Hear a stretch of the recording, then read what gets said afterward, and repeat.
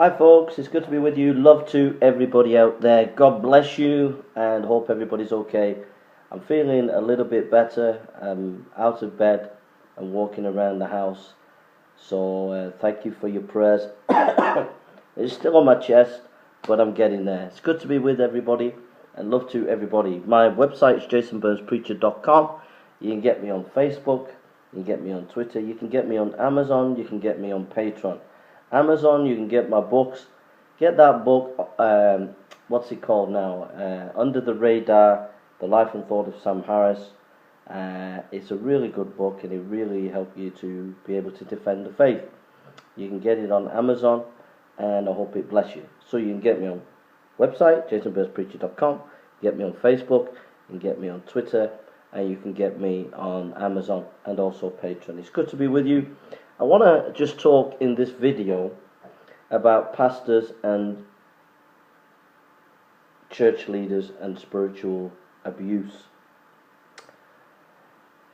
I believe this is a wide problem in many churches, and I want to give some pointers to help pastors, to help elders, to help those who've been spiritually abused, and I hope that the things that I say to you and the things that I give you will remedy the situation or help the situation to be a lot better, and or to stop the situation from moving into spiritual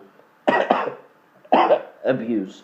This is particularly going to be helpful for churches that have been planted where they have a few elders, or churches that have been planted that have a pastor, churches that have been well established over the years, etc. This will be a helpful video for many people.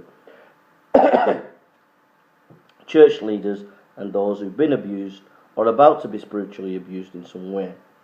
So if we turn to 1 Timothy chapter 3, I'm sorry, I'm still recovering from a cold. Excuse me, I'm very sorry.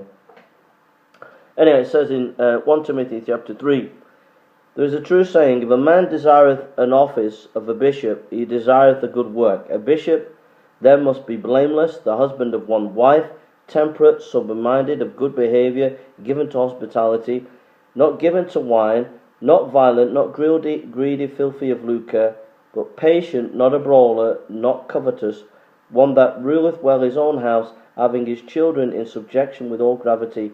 For a man knows not how to rule his own house, but how shall he take care of the church of God?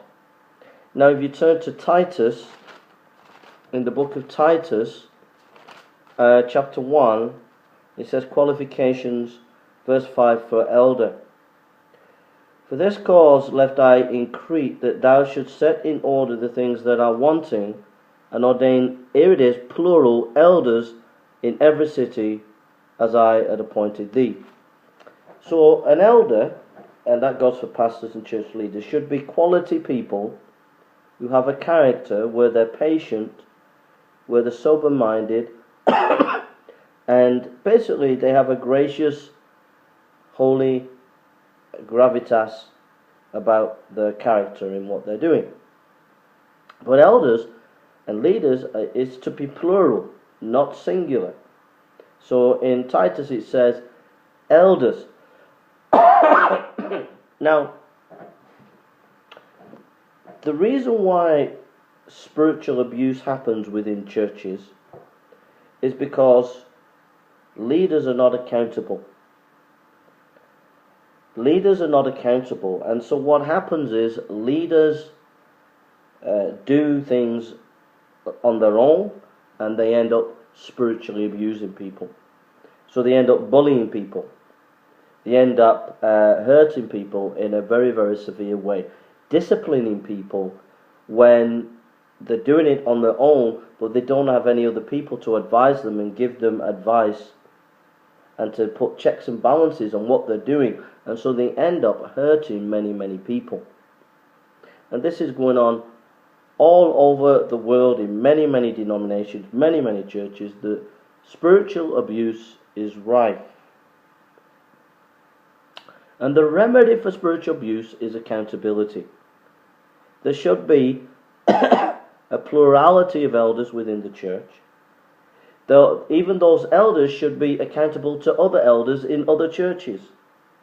So there's always checks and balances going on.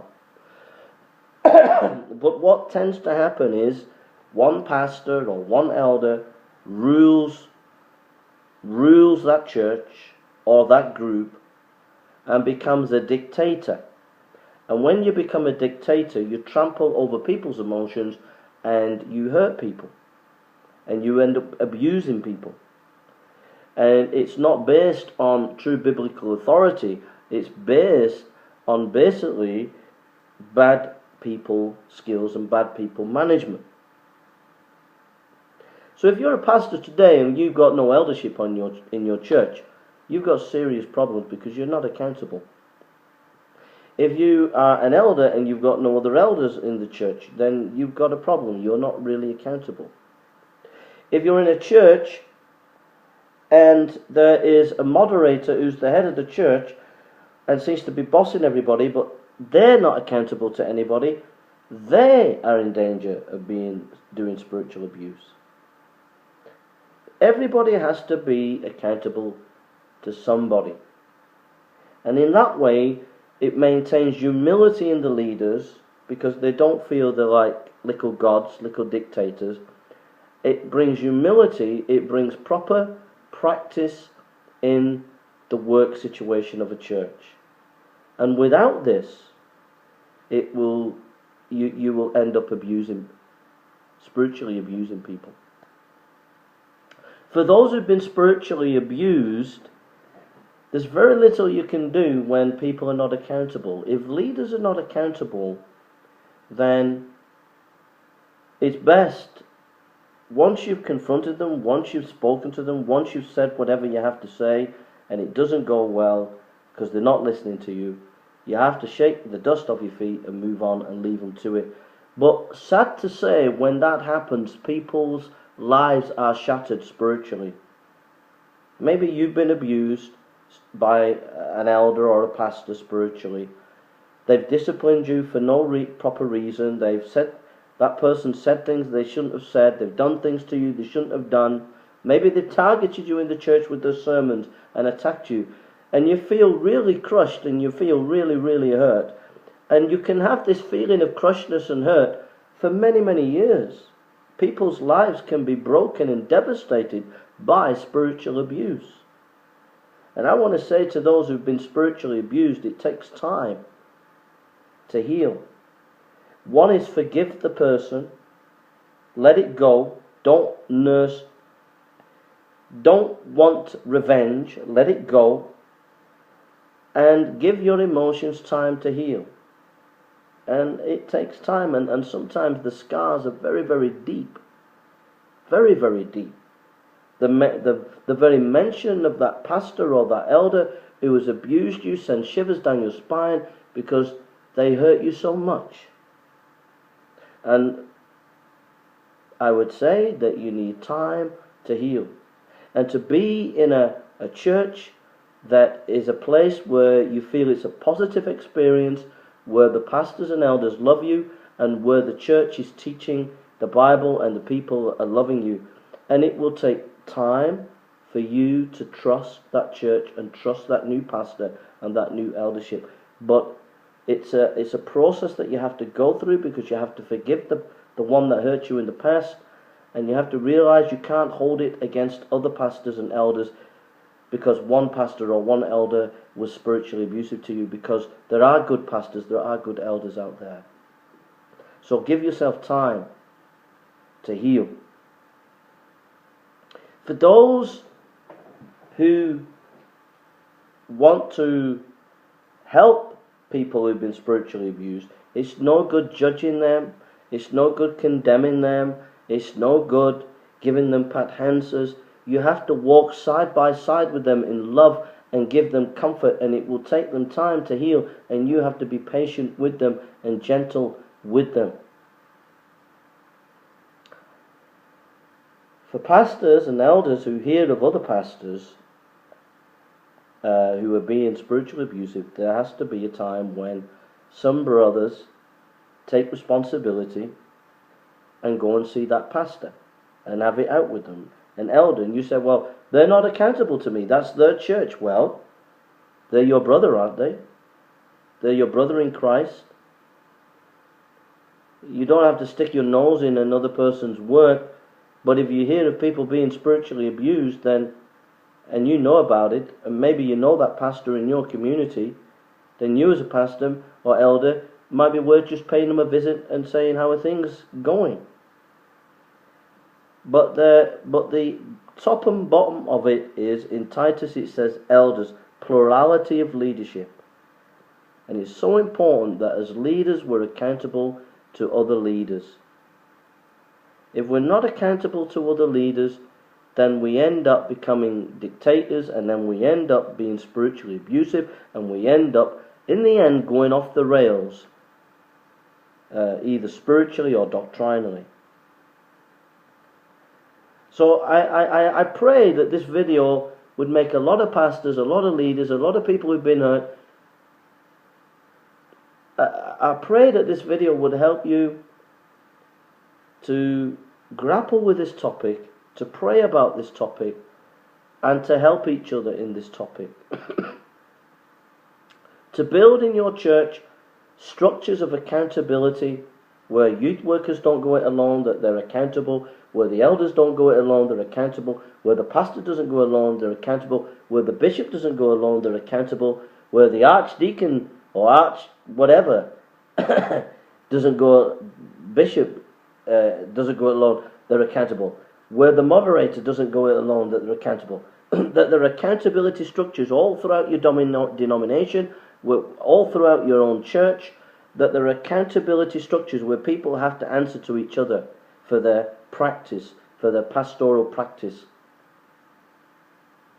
And to have in place strategies and mechanisms where people who have been hurt can be shepherded and helped when they're feeling broken and been spiritually abused. So I hope this video has been a help, and I think it's an important video. I think it's a video that's needed. I pray that you will pass this video around, and I pray that it will help pastors and elders and churches.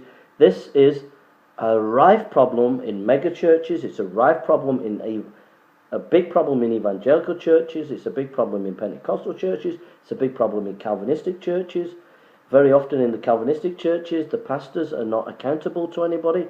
They might be in an independent church where there are some elders there and there is a pastor there, but even the elders and the pastor, they're not accountable to anybody, and the elders are just yes men to the pastor, and they all are little dictators, and they're not accountable, and they hurt people in that church.